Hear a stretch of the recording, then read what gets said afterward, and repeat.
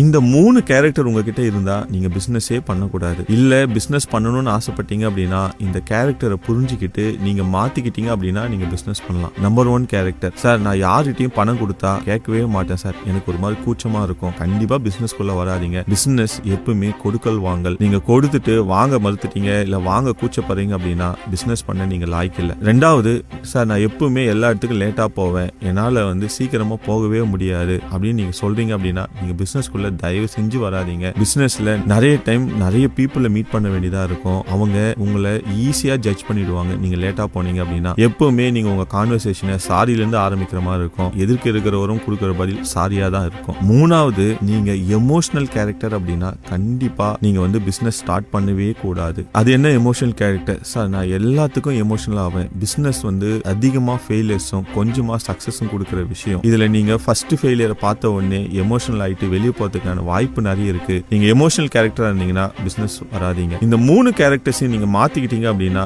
நீங்க பெரிய successful business மேனா வருவீங்க. All the best.